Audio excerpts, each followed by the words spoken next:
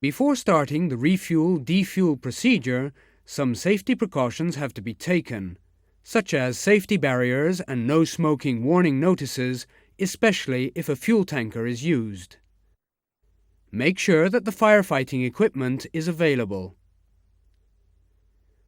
The landing gear chocks should not touch their tires, but the parking brake must be on. The weight of the fuel can suddenly compress the landing gear and lower the aircraft.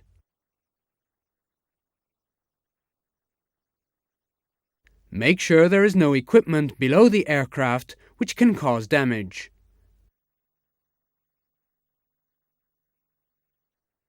All electrical equipment you use must not cause sparks, and a water contamination check on a fuel sample must be performed. For refueling at the terminal, a ground pumping unit is used. The ground pumping unit is positioned under the wing below the refuel-defuel coupling access panel.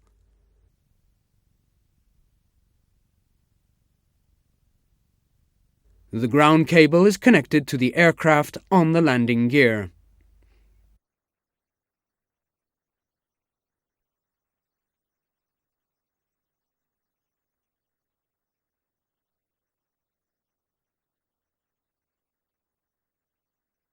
The platform is lifted up to the refuel-defuel station.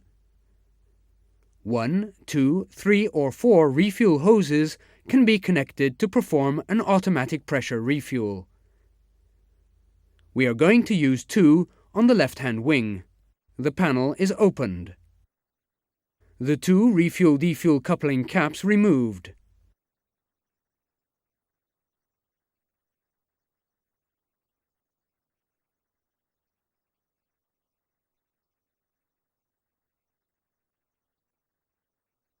The 2 fuel supply hoses are connected.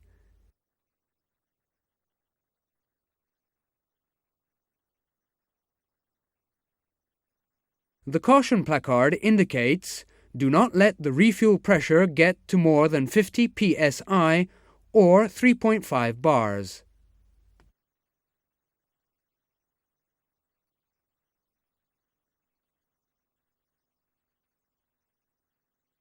As we are at the terminal, the refueling pump unit is connected to the ground installation.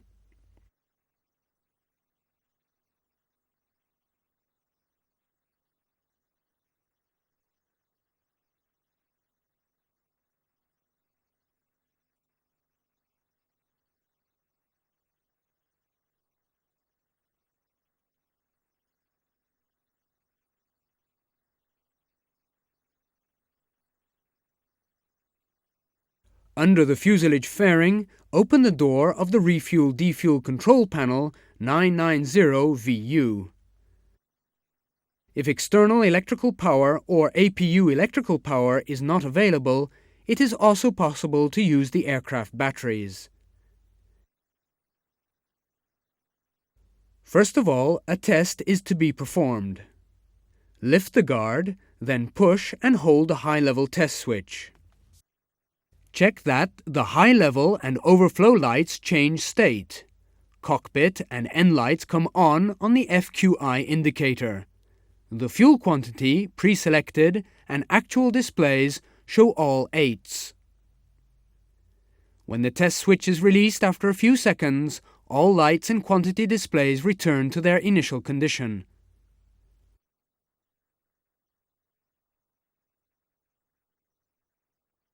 With the load switch, increase the pre-selected quantity up to the necessary fuel load.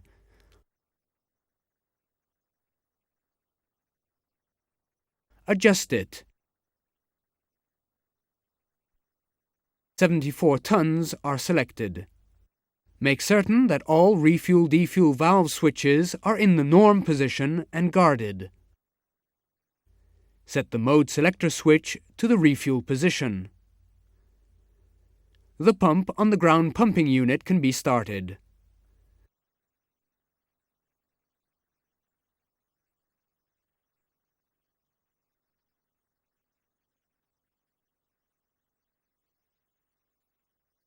Monitor that the fuel quantity indication increases. All tanks that are to receive fuel are filled simultaneously.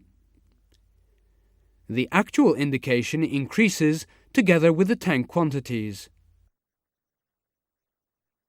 Note, as the refueling is performed only from the left-hand side couplings, the left-hand fuel tanks will be filled before the right-hand ones.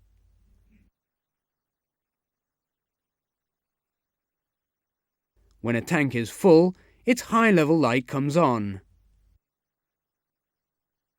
Here, the left outer tank. Its inlet valve closes.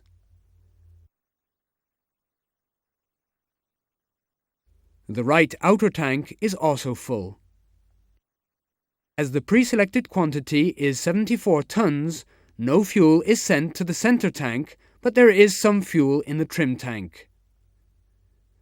The inner tanks continue to fill.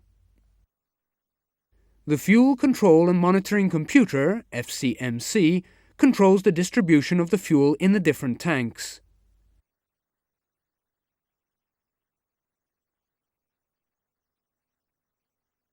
The left inner tank is full. The left inner tank blue high-level light is on.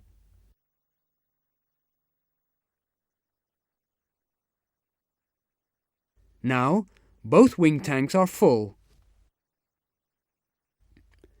The refueling automatically stops as the end light comes on, steady.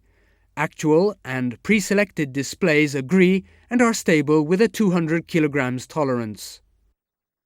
Stop the pump on the ground pumping unit. On the Refuel-Defuel control panel, set the mode selector switch to off. All switches being in the normal and guarded position, the panel door is closed.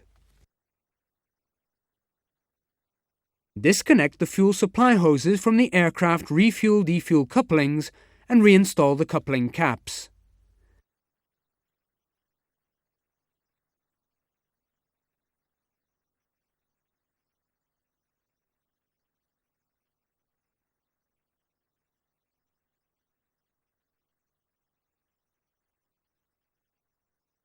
Close the access panel.